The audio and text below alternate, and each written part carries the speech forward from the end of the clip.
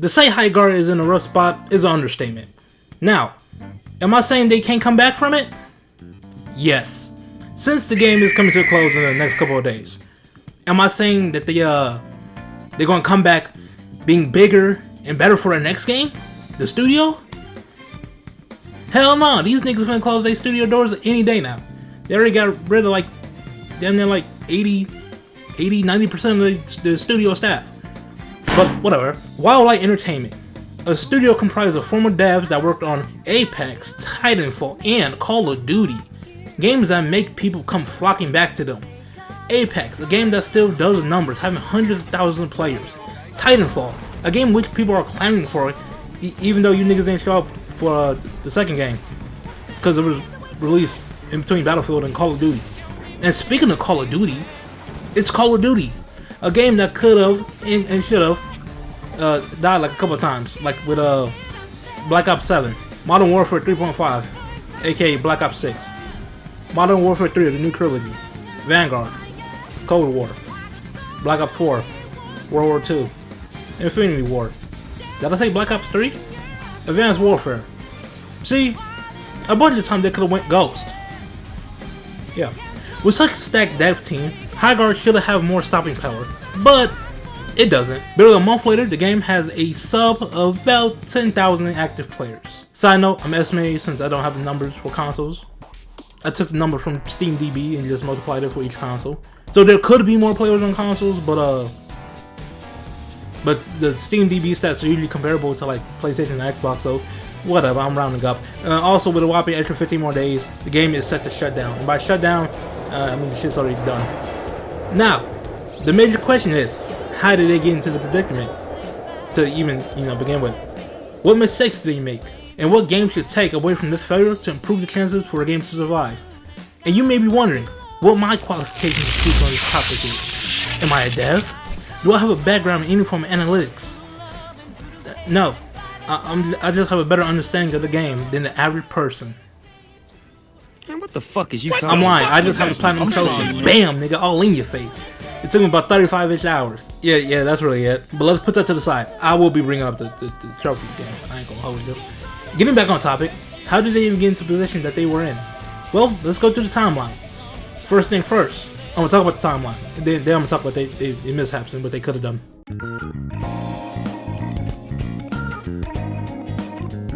To fully understand the game, you gotta understand the people behind it, being the dev team. So, let's rewind the clock back all the way to the past.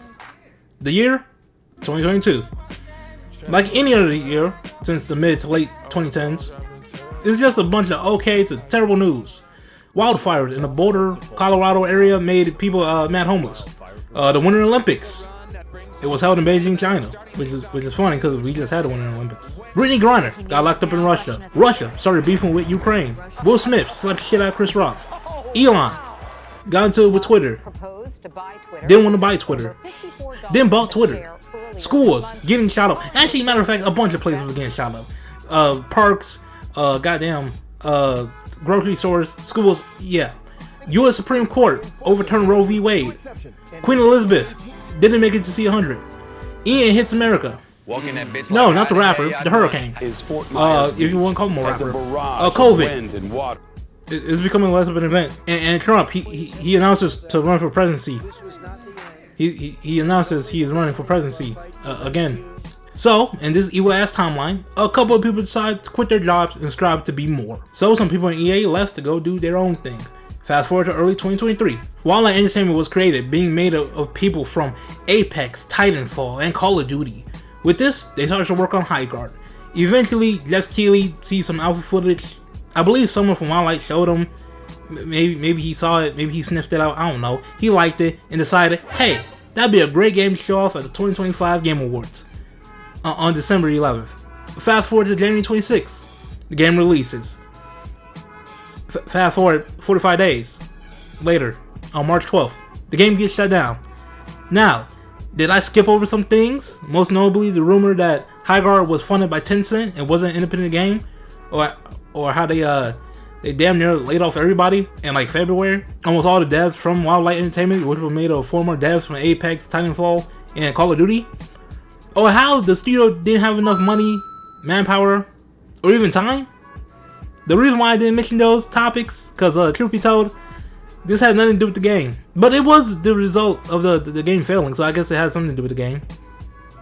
I'll touch on it some more on these topics. So, let's break down all the mistakes he made, and what could have happened if they changed it. Maybe, I don't know, maybe it could still die. I don't know. Let's just move on to the problem breakdown.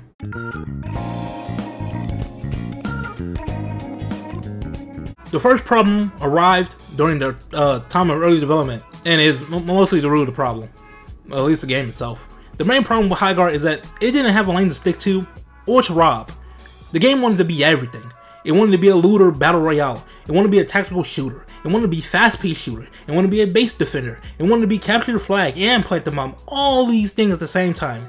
Newsflash: a game for everybody is a game for nobody. What they should have done was pick what they wanted this game to be, instead of having all these half-baked ideas. What they should have done is corner a single player base and go for them. Prime example. What they should have done, they should have gone for the Siege community. Rainbow Six Siege came out December 1st, 2015. This shit is 10 years fucking old, with nobody gunning for them. Wait, I take that back, someone did come for them. Rainbow Six Siege X. These niggas updated the game, and that's the closest they had to a damn competitor. HighGuard should have strived to take their market. Newsflash, Ubisoft is on fire. They just had a breach in the Siege community. They lost billions of dollars worth of material that was just given out for free. I think it was billions, maybe millions. I mean, okay, maybe I'm wilding with the billions. It was a couple millions. I think, maybe, I don't know. But it was more money than they have, or what they even got in. See, HighGuard, they should have strived to take that, a market. It would increase their chance of survival. So, take note of that. Next problem, the lack of both funding and manpower. Now, what I'm about to say, take with all the damn grains of salt you can find, because truth be told, people could be lying. But let's say everything that was said is true. Being Tencent funding the game like they got the Philosopher's Legacy, and Wildlight Entertainment not having enough devs, even though they are made up from people from Apex, Titanfall, and Call of Duty. They should have had enough. Maybe enough didn't leave. Well, first, the funding. The reason why the game closed only after 45 days is because it didn't generate enough money that Tencent had needed for them to, recoup / look viable. Because, newsflash, you need capital. How much capital? I don't fucking know. But I'm guessing it's not cheap. So get your money up. And for those saying they shouldn't be considered an indie studio, since I believe I think they were labeled as one, I agree with you, since they got the money from Tencent, one of the highest, if not the highest grossing conglomerate in the entire world. But those saying they shouldn't have taken the money, y'all bugging. Listen, as a developer, hell, even as an adult, the most important and taxing thing to do is getting money. But this goes triple, quadruple, hell, quintuple, sextillion, whatever the fuck it, septillion, heptillion, all tillions for game devs. Funding is the most important thing and should be the center focus at the start of development process. An example is a Game of the Year nominee that didn't start seeing money until about 1.5 years after being released, being Alan Wake 2. Now, it could have and would have sold more copies faster and also made more money, but due to Epic being the publisher, they made it to where the game would be an Epic Store exclusive, meaning no Steam, and it being a digital only game at the beginning. I'm not sure if it became physical. I think it did. You would think that's a dumb idea, since Steam is the biggest platform for buying games on PC, and that Remedy, they should have kind of rejected it. But if they did that, Alan Wake 2 wouldn't have been made at all, since Epic funded the development of the game. Now, how much you may be asking? Shit, I don't know. But the game had a budget around 70 million euros, 58 million pounds, or just around $80 million. This includes marketing. So, lesson should be learned. Money is important. Another thing that Wildlight Entertainment, that was made up of former Apex and Titanfall and Call of Duty devs, had a problem with is not having enough people. Some now former, I guess, Wildlight Entertainment devs who were former Apex, Titanfall, and Call of Duty devs even talked about. Example, Christina Ferez was their lead character concept artist. Side note, she was the only fucking character concept artist. And while also being the only concept artist, aka the lead artist, she was also the lead for the MXT team, aka microtransactions. She even went on to say that characters were being made in about 2 to 3 weeks, which is wild. when you realize she joined Wildlight Entertainment, having former devs from Apex, Titanfall, and Call of Duty. She joined them in like late 2023 or early 2024. She was going on her third years, but wasn't fully third years. She even worked on Apex. That's kind of crazy to think about. She also worked on Battlefield Hardline. So technically, Battlefield should be in that list too. Apex, Titanfall, Call of Duty, and Battlefield. So major problem they had, they didn't have enough. They didn't even have their full staff, and the staff they did have had to play multiple roles, stretching them thinner. Next problem, the Game Awards. I don't know where to start, so I'm gonna start at the end. Who idea was to put a HighGuard at the last game to be shown? Whoever did that, send that nigga to the gallows. Hang him, quarter him, shoot him. Doesn't matter. There are some speculations about whether they were supposed to be in the middle, which I believe they should have been, but instead Jeff put them in the back as the last. I don't know, but let's be honest. The last spot is meant to be held for like a massive game, something to get the people talking. You need something big and something that people want, like a GTA 6. Actually, that might be a little too big, so let's take that back a little bit. Something like a new game, like a new Splinter Cell would hit, or like a Sleeping Dogs. A new IP could work if you have enough gameplay to make you hit that wow factor, or a classic getting a sequel. Something instead of HighGuard. HighGuard came out as another hero shooter, and it's not even an impressive one. Hell, even the frame was kind of dropping during the showing. It was kind of bad. It kind of left a bad taste in people's mouths. But what made it worse was Jeff Keighley. He came on stage and kept hyping this game up for almost the entire 4 fucking hours of the event. Kind of like what he did for No Man's Sky, but the difference is, I think HighGuard had a worse impact, since at least No Man's Sky, it had like a wow factor. It's like, wow, here's all these different planets and creatures and plants and yada yada. But HighGuard was like, one question, nigga, you running the mill, being hit by Wildlight Entertainment, a new studio that was formed by former devs of Apex, Titanfall, and Call of Duty. It had so much pressure. Too much pressure. Oh, and that's another thing. The next problem, the name dropping. Listen, every time I heard this new studio, Wildlight Entertainment, Apex, Titanfall, and Call of Duty was being brought up to the point I didn't notice I was writing shit until the third time I was writing this damn script. So please, stop name dropping, because this puts higher pressure on you to live up to those games when you're not those games. It's kind of like the opposite of a Nepo baby. Oh hell, maybe it is a Nepo baby. Is HighGuard a Nepo baby of the gaming industry? Don't know. Cause you know what? Who else did this? That rocket toy, boy toy, rocket, the what? Boy toy? Whatever that, Mind's Eye. Mind's Eye did this. They was like, these dudes, they made GTA. They used to work at Rockstar. I'm like, my nigga, yo, the co-CEO is now the main CEO because the other dude was on that Epstein time. Like, what are we talking about? And the last problem is the most egregious problem. Why would you let a game that people already don't seem to like, why would you not say anything for the 2 whole weeks, almost the entire month after, and not say anything about the game? From January 12th to, I'll say, not January 12th, from December 12th all the way to, I think, January 23rd is when they started introducing it.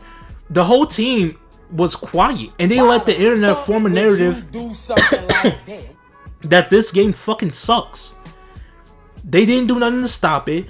They didn't do anything to curb it. They wasn't dropping any new information. The main problem was they was using a playbook that wouldn't work now. So what the original plan was to do it like Apex, shadow drop it. Just drop it, let people play it, let people catch on. And the problem with that is the plan changed once they announced it at the Game Awards. So if they wanted to do it, they should have announced it at the Game Awards and be like, hey, it's coming out tomorrow. But instead, they said, yeah, it's coming out in a month, and said nothing. They used the wrong game plan. They should have either A, said something. They should have been like, hey, it's the 11th, tomorrow the game's dropping. Or, since that didn't happen, they should have been dropping characters 2 per week. Because I believe at the time, they had 8 characters, and it was 4 weeks. They should have been more proactive. They should have been out in them fields. They should have been like, hey, this the character, this Scarlet. Meet Scarlet. Meet Atticus. Meet the Warden. Whatever his damn name is. The jumping character. They should have changed the game plan. You know, they pulled a Drake. They was like, oh yeah, we dropped Meek Mill. Let me use the same thing on Kendrick. It didn't work. They dropped Apex in 2018. Either late 2018 or early 2019. Right before COVID. They did that. But then they tried to do it again. But it doesn't work. Because this is a different time. Newsflash. Niggas are looking to hate on your game for no reason. Let's be honest. Niggas love hating. To the point, I remember I saw something. It was like, yo, this game doesn't look good. And then the same person tweeted, hey yo, it's been almost a month. They ain't saying nothing about the game. Nigga, you're looking to hate. But I mostly blame I'm gonna be honest, I don't know who to blame. Shit, I blame everybody. They didn't have no manager. Like, you niggas could put a tweet up. Anything. So what they should have done is immediately change game plan, introduce characters, yada yada, and try their best to combat the negativity. Everything else, I'm gonna be honest. When the game dropped, they did everything they could.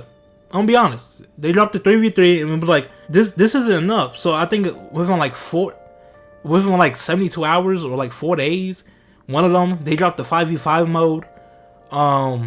Like a week later, I believe they dropped the rank and the new character, the wolf character.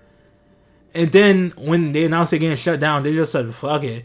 And then they proceeded to drop like a big ass update in which they gave us a skill tree and a new character. And hell, they even had a new mode where it was just base conquest.